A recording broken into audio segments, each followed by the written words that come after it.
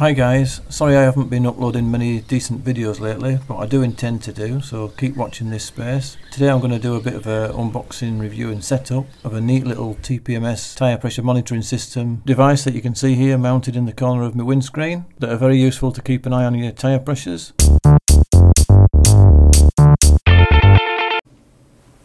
So here's the device I got off the internet. Made in China. I think it was around £30 sterling. This has got external sensors. Not sure why that's not marked. Open it up. You can see this is a solar version, so you can save on battery power. You can charge it manually as well. Quite comprehensive instructions, but they seem quite complicated, with very small lettering. Oh, and some nice pictures as well. Have a look at them later. Bit of a sticky pad. I think that's if you just want to rest it on the dashboard, but I'm going to be mounting it on the window with these sticky pads. There's some little brass locking nuts and a spanner, a little mini USB cable to charge it up, or is that a micro connector, same as the one on my phone? Yep, micro connector.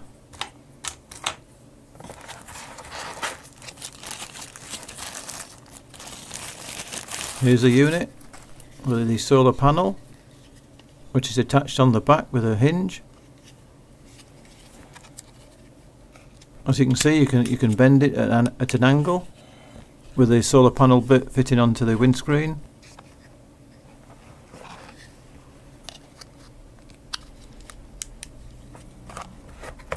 And 4 sensors, individually marked. Rear left,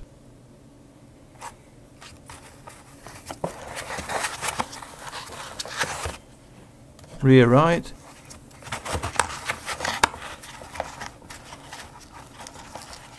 front left, front right. Right, I'm just going to charge it up first. Plug that in on the side. Plugs in easy enough. I'll just turn it on to see if it's charging. So you turn it on by holding down the left hand button for 3 seconds. There we go. And as the sensors are attached, that's why they're flashing, I guess. And the standard units are bar pressure and Celsius for temperature. Just take this protector off. It's got a nice little picture of a car in the middle. And you can see it's charging on the right hand side. I'll just turn it off and come back in an hour or so. You hold the left hand button 3 seconds to turn it off. Right, that should have charged. Just turn it on to check.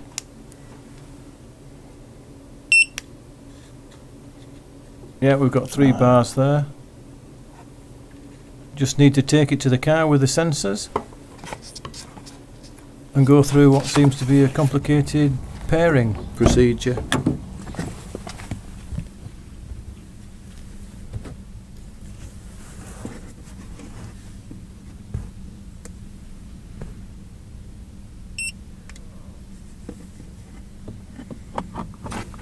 To pair it, you've got to hold down the middle button for 3 seconds to go into the system setting. Then press the left key 2 times, which enters the pairing mode. Press the menu key once, and then you've got the 0 flashing. Then it says you press this 1 time again, and the code will flash at the bottom.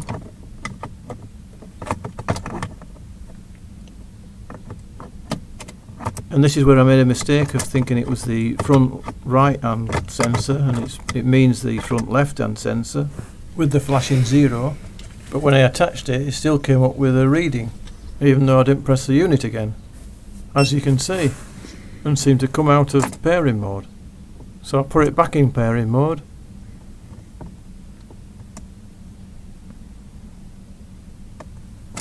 And use the right hand button to scroll through the 3 different numbers, and well, 4 numbers including 0, 0, 1, 2 and 3. Which are supposed to correspond to each wheel on the little car diagram, which they do. So then I think I got the gist of it and attached all the other sensors in turn. Whether this was correct or not, I don't know. But in the end they all came up working, as you can see. they're all coming up with bar reading, except for the rear ones are flashing. But those are low pressure, so I guess it's because of that. Fitting the sensors on the wheels is pretty straightforward. They do provide a locking mechanism as an anti-theft deterrent, which is in the form of a little brass locking nut, which you thread onto the valve first.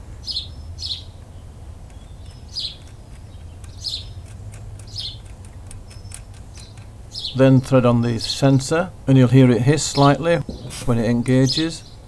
And then you simply back the locking nut up against the sensor and tighten it. But having used this same system on another car, I found that if you don't take them on and off very regularly, they all corrode where the nuts are and you can't get them off.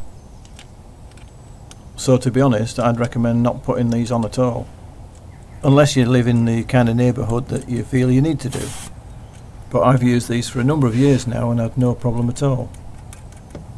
I don't think even people notice what they are. And of course it makes it easier without them to pump your tyres up. So I'm going to change over to PSI first. Press the middle button to go into settings.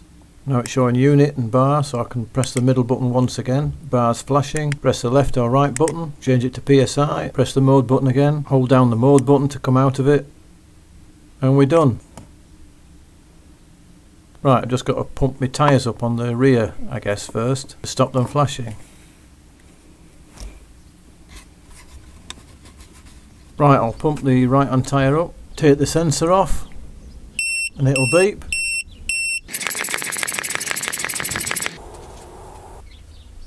Ah, that's looking better. And the left.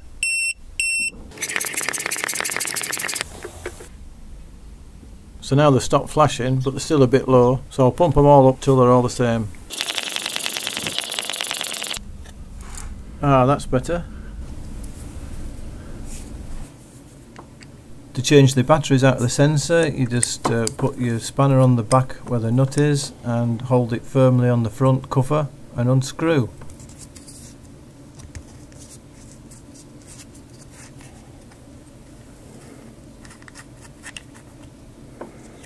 Here's a little battery which just slides out.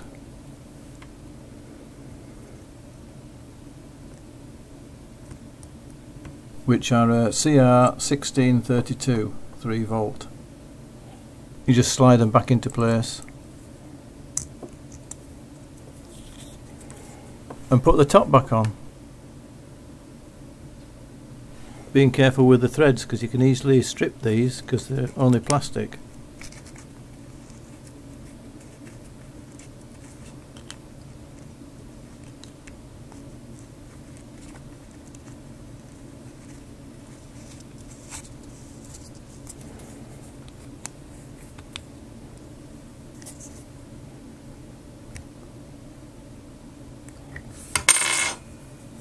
Right, all I've got to do now is mount it on the windscreen.